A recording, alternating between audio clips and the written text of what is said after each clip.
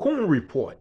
And this is a kind of good one because this is the only time I felt unity on the job.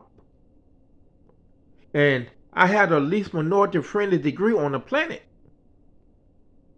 meaning I had a racist degree. So you never feel unity, black unity on a golf course and nothing. But let me show you what I mean by it's the first time I felt unity. And the only time I felt unity on the golf course.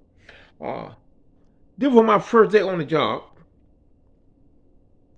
I got there 30 minutes early to open up the doors, right?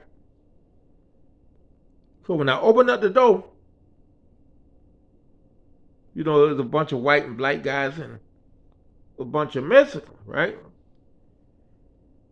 So they went to punching their cards. And, you know, I stand by the time clock because I want to meet them. You know what I mean? Because this is my first day. And the Mexican named Juan poked me in the chest so hard he would actually hit me. I don't have on my uniform, Este. I want my freaking uniform, Este. I'm gonna hurt you. And I'm like, got a hand. Hey, hold it, bro. I don't know how y'all handle the other ball man, but they ain't with that program now, baby. But they didn't bring me on my uniform. They owe me 2 pants and 2 shirts, and I want them now. I said, man, can somebody explain to this motherfucker that this is my first day on the job? I don't know nothing about the uniform. So another Mexican, he kept saying, well, he ain't get all his uniform, brother. And you the boss, you supposed to get his uniform. I said, no, it don't work like that. And the guy said, I want him now. That when I tore my shirt off.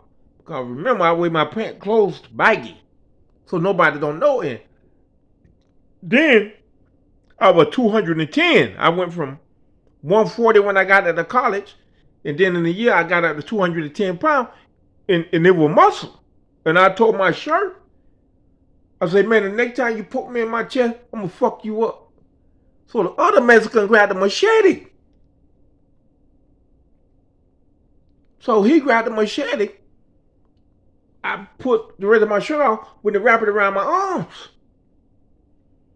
And a black dude I never seen before tapped me on the shoulder.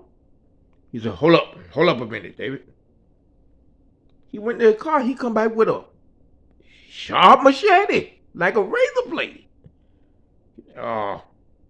That's what he said. That's what I mean by black unity. That's how we need to be. You make over $10 an hour? I said, yeah. He said, well, I make on the 6.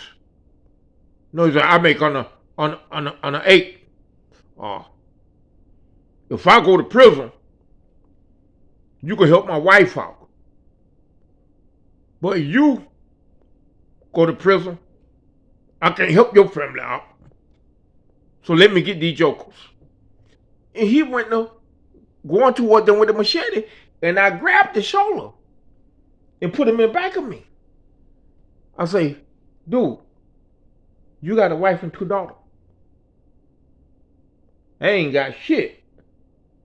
But I live for this shit, yeah. What you mean? I say, dog, I live for this shit. I say, it's better for me to kill this motherfucker with his own weapon so I can walk out of that goddamn courtroom innocent. He said, you sure? I said, I'm 100% sure, bro. Because I'm the baddest motherfucker on this planet. And when I went to go towards the guy with the machete, I got a tap on the back. Right when I say I'm the baddest motherfucker on the planet, it was the boss. And he pointed to his office. And I went in the office, ain't got no shirt on. You can see every muscle in my body, every vein, because I'm ready to kill. See, See, when you in karate and you see weapons, you fight at that level. If they ain't got a weapon, you ain't gonna get no weapon. If they fight with their hand, you gonna fight with your hand. If they want to kill you, you want to kill them. And when I seen them in machete, I seen death. I got to kill this motherfucker. That's the way I've been trained. So I told the dude, right, the boss, I said, sir, I'm sorry. I'm going to save you trouble, man. And I got up and I went to walking out the office, and I would get in my car. He said, hey, hold it, partner. Hold it, partner. Come back in here. I said, man, I know you're going to fight me, sir. He said, no, son, I ain't going to fight you. You just got a $3 raise. Or a $2 raise. I forgot what one it was. And I said, for what? He said, I know they were going to be rough. And I needed rough assistant. And I heard stories about you before I called you in for the interview. They say, them guys you went to college with say you ain't the one to play with. He said, but I need somebody like you in case they try to jump my little bitty ass. They know they got to deal with you. And I said, for real, sir? He said, yeah, man, you hire. Take these $40, take the rest of the day off, and go get drunk. And I'll see you next week, Monday. Be ready. Because that was like a Wednesday, I think. And a couple of things happened on that job way. Blacks jumped in who I didn't even know. Like somebody ate the one white dude pork chop, and the white dude was crying. And the white dude wanted to fight me. You know, this when I first got him because they didn't want me to be their boss man. You know, but he went to cry and say, "Motherfucker, eat my pork chop. Next time I eat my pork chop, I'm gonna beat your ass." So a black dude heard him and say, "Hey, what did you say?" Say, "You don't fuck with my goddamn boss man," and he slapped the shit out of him. Pow! And I'm like, he slapped the white dude so hard, dog. I ran to the office. I got scared, man. I ain't used to that kind of shit like that unless someone the one to slap him, you know. And I ain't never talked to that black dude, and I was there for about a month. I ain't never talked with him. He was quiet. I ain't know he had that kind of shit in him. You know, and they say, yeah, he fight, dog. Say he don't play. That Willie Ross. He don't play.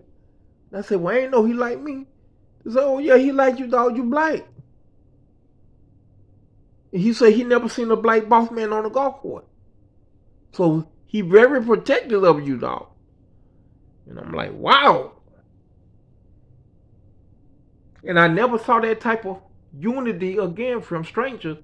Maybe one or two times, you know, in my career. Because I got another story called 7 Black versus 14 Mexican, where we were laying sod, you know, and we outworked 21 Mexican. We outworked 7 million, 6 more other black guys. But that the black unity we need, man. That the black unity. I hope I see you again before I die. Kumbaya.